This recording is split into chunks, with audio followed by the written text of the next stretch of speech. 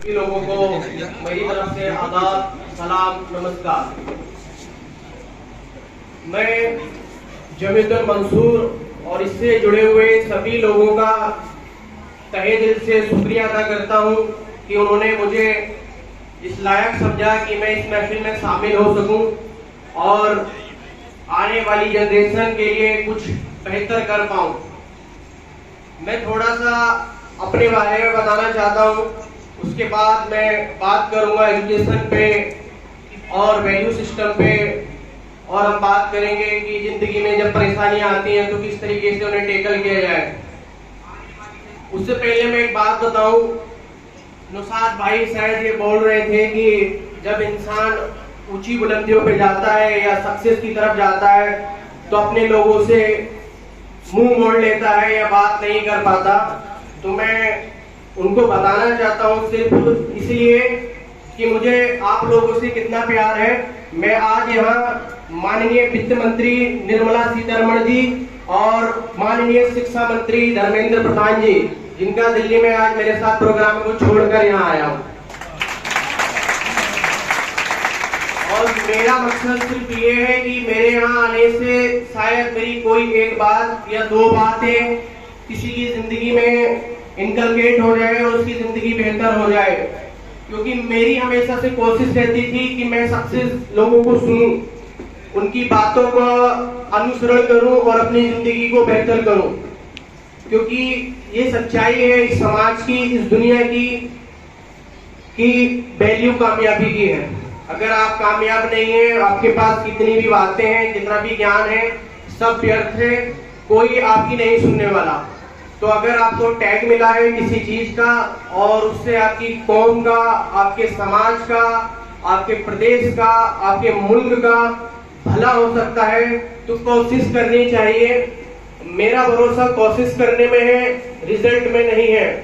क्योंकि मेरा ये यकीन है कि कामयाबी खुदा के हाथ में है, इंसान के हाथ में सिर्फ मेहनत करना है। लेकिन खुदा भी उन्हीं लोगों को देता है जो उसके बताए हुए रास्तों का मजबूती के साथ सामना करते हैं। ईमानदार लोग बोलते हैं कि वो ईमानदार है या वो बेईमान है। मेरा मानना यह है कि ईमानदार वो है जिसको मौका मिला हो बेईमानी करने का, फिर उसने ना किया। जिसको मौका ही नहीं मिला और लोग कहीं ईमानदार है तो उससे कुछ नहीं होता। और अल्लाह ताला इम्तिहान लेते हैं हर एक पल, हर एक क्षण कि कौन उसके बताए हुए रास्ते पे चलता है, और जिससे खुदा खुश हो जाता है उसे दुनिया की तमाम चीजें मिल जाती हैं। और मैं बोलता हूँ कि जिसे खुदा पसंद करता है उसे दुनिया पसंद करती है। तो ये मेरा यकीन है, ये मेरा ईमान है। इसके बाद मैं थोड़ी अपने बारे में बताना चाहता हूँ कि मुझे किस तरीके की दिक्कतें आई, परेशानियां आई। उन सबके बावजूद मैंने देश के सबसे प्रतिष्ठित एग्जाम में 296 रैंक हासिल की, और मैं ओबीसी कैटेगरी से बिलोंग करता हूं, तो इंशाल्लाह आईएएस बन जाऊंगा। मेरा सफर गांव से ही शुरू हुआ। मैंने अपनी क्लास 6 तक की एजुकेशन गांव के ही पास एक स्कूल है वहां से प्राप्त की है। मैं रोज 2 किलोमीटर पैदल चलकर वहां जाता था, क्योंकि मेरे पापा ड्राइवर हैं रोडवेज के, जो आप बसें चलते हुए देखते होंगे, उसी में मेरे पापा ड्राइविंग करते थे। और उससे भी बड़ी दिक्कत ये थी कि वो रेगुलर नहीं थे, क्योंकि रेगुलर लोगों को एक सर्टेन अमाउंट मिल जाता है, 25,000 30,000, तो वो जितना किलोमीटर चलाते थे उतनी ही पेमेंट उन्हें मिलती थी। और कभी कभी महीने में टारगेट पूरा नहीं होता था तो बहुत कम पैसे मिलते थे, जिसकी वजह से दिक्कतें बहुत ज्यादा थी, हमारी आमदनी बहुत सीमित थी। तो जो भी मेरे पापा से बन सका उन्होंने वो किया और उस स्कूल में मेरा एडमिशन कराया। लेकिन क्लास 6 के बाद उस स्कूल की फीस 200 रुपए थी 2010 में, और मेरे और भी भाई पढ़ रहे थे, तो शायद हम लोग वो अफोर्ड नहीं कर सकते थे। तो इसलिए मुझे वहां से नाम कटवाना पड़ा और मैंने वापस 50 रुपए वाली स्कूल में एडमिशन लिया और 8th 9th 10th मैंने वहीं से किया। उसके बाद 11th 12th भी मैंने गांव से ही किया। कोई अच्छी एजुकेशन मुझे नहीं मिली, लेकिन मैं हमेशा खुदा का शुक्रगुजार रहा कि एटलीस्ट जो मुझे मिला लाखों करोड़ों को वो भी नहीं मिलता, क्योंकि हिंदुस्तान में स्कूल मिलना भी एक बहुत बड़ी बात है। हजारों बच्चे ऐसे हैं जो चाहत रखते हैं काम की, लेकिन बेचारे नहीं पढ़ पाते, स्कूल ही नहीं जा पाते। तो मैं हमेशा खुदा का शुक्र अदा करता रहा कि जो भी मेरे पास है मैं मेहनत करूंगा, मैं लड़ूंगा और आगे बढ़ूंगा। ग्रेजुएशन भी मेरी कोशिश थी कि मैं दिल्ली यूनिवर्सिटी या भारत की किसी प्रतिष्ठित यूनिवर्सिटी से करूं।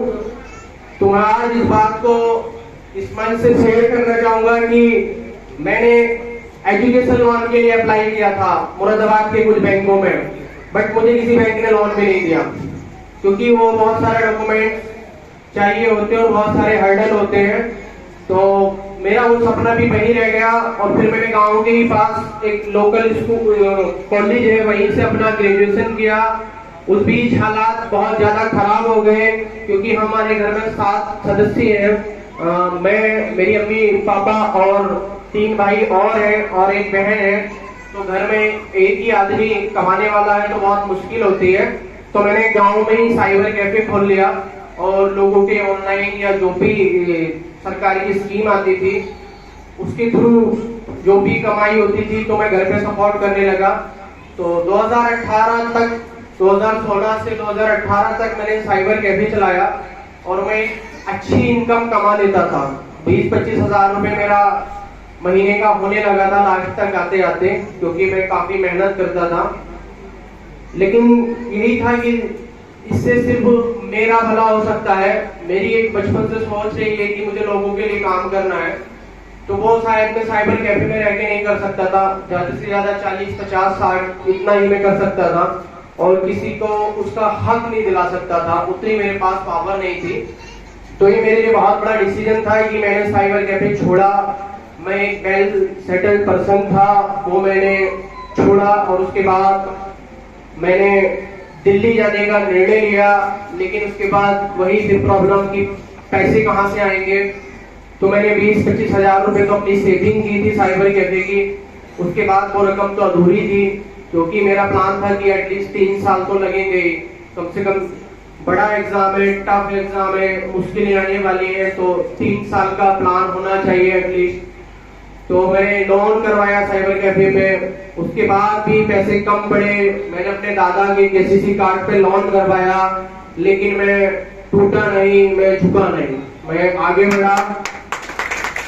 मैं खुद पे यकीन किया, मैंने खुदा पे यकीन किया और मैं इस माइंडसेट के साथ आगे गया कि मैं जिंदगी में कुछ बेहतर कर लूं। आईएएस बनना ना बनना ये तो बात की बात है, लेकिन अगर मैं मेहनत करूंगा तो मैं कुछ बेहतर करके वापस आऊंगा। और मेरा ये था।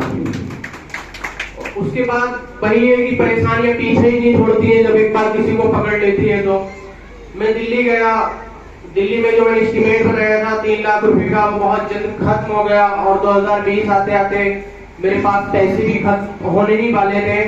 लेकिन वही है कि जब आपकी नीयत अच्छी हो, आपकी सोच अच्छी हो, तो खुदा की मदद आ ही जाती है।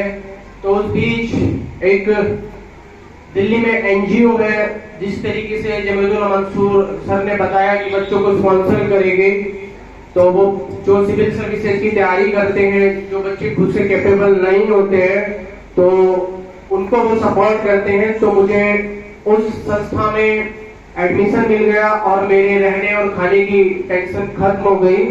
अतिया फाउंडेशन उस एनजीओ का नाम है और साहिल सर हैं जो उसको चलाते हैं और खुदा ने उनको अलग ही जज्बा दिया है दूसरों की मदद करने का, जिसके बूते आज बहुत सारे लोग वहां से ऑफिसर बने हैं और अभी भी लोग तैयारी कर रहे हैं। और उनके माँ बाप ने भी मुझे बहुत ज्यादा सपोर्ट किया। मैंने यहाँ तक कि मेरे पॉकेट मनी भी वो लोग देते थे, तो मुझे ये टेंशन खत्म हो गई कि मुझे कहाँ से क्या मिलने वाला है। लेकिन यही था कि जब आपने मेहनत की, जो मुझे शुरू का 1 से 1.5 साल मिला, उसमें मैंने बहुत मेहनत की। 12 से 15 घंटे भी अगर मैंने पढ़ा होगा तो कोई बड़ी बात नहीं है। मैं नॉर्मली त्योहारों पे घर नहीं आता था, मैं ईद जैसे त्योहार पे भी घर नहीं आता था। क्योंकि मुझे ऐसा लगता था कि घर जाने से मेरा मोमेंटम ब्रेक हो जाएगा। तो कुर्बानियां तो देनी पड़ती हैं, त्याग देने पड़ेंगे, मुश्किलें आएंगी, लेकिन फिर भी लड़ना है, तब जाके आपको कामयाबी मिलेगी। उसके बाद भी मैंने 2019, 2020 और 2021 तीनों साल अटेम्प्ट दिया था और मेरा प्रीलिम्स ही क्वालिफाई नहीं हुआ। आईएएस बनने के लिए 3 चरणों का एग्जाम होता है। एक प्रीलिम्स एग्जाम होता है जिसमें 5 से 6 लाख लोग अपेयर होते हैं। उसके बाद उसमें से 12,000 से 15,000 लोग अगला एग्जाम लिखने के लिए क्वालिफाई होते हैं। तो शुरू के 3 साल मेरा वो भी क्वालिफाई नहीं हुआ। 2020 में पहली बार मेरा एग्जाम क्वालिफाई हुआ, तो मैंने खुदा का शुक्र अदा किया, खुद पर यकीन किया और ये माना कि मुझसे जितनी मेहनत हो सकती है तो मैं उतनी करूंगा। तो 2022 में 12 से 14,000 लोगों में पहुंच चुका था। अब मेरा आगे का जो टारगेट है वो इंटरव्यू था, क्योंकि इंटरव्यू के लिए उन 12 से 14,000 में से भी 2,000 से 2,500 लोगों को बुलाया जाता है। तो उसके बाद मैंने मेहनत की तो मेरा मेंस भी क्वालिफाई हुआ। अब 2,000 से 2,500 लोग जो होते हैं उसमें जितनी भी सीट होती है, कभी 700 होती है, कभी 800 होती है, कभी 1000 होती है, कभी 1100 होती है। तो उन 2500 में से उन 1100 लोगों का चयन किया जाता है। तो अल्हम्दुलिल्लाह मुझे फाइनल सिलेक्शन हुआ और इस बार 933 लोगों को क्वालिफाई किया। उसमें मेरी 296 रैंक है। उन 933 में से भी जो आईएएस मिलता है वो सिर्फ 180 लोगों को मिलता है। तो उसमें कैटेगरी होती है, जनरल कैटेगरी की सीट होती है, ओबीसी की होती है, ईडब्ल्यूएस की होती है, एससी और एसटी की होती है। तो मेरा ओबीसी कैटेगरी था, तो 296 रैंक पर होपफुली आईएएस मिल जाएगा। तो ये एक प्रोसीजर, ये मेरी कहानी थी। इसके अलावा मैं कुछ बातें यहाँ पर जो बच्चे आए हैं, जो वालिदैन आए हैं, जो लोग आए हैं, उनसे मैं करना चाहूंगा। जो मेरी जिंदगी का तजुर्बा है, जितनी भी अल्लाह ने मुझे नॉलेज दी है, मैं ज्यादा कुछ तो नहीं जानता, जो भी थोड़ा बहुत जानता हूँ मैं आप लोगों से शेयर करना चाहूंगा। मैं एजुकेशन की बात करने से पहले नेल्सन मंडेला की बात से शुरुआत करूंगा कि शिक्षा एक बच्चों का भी ये दायित्व है।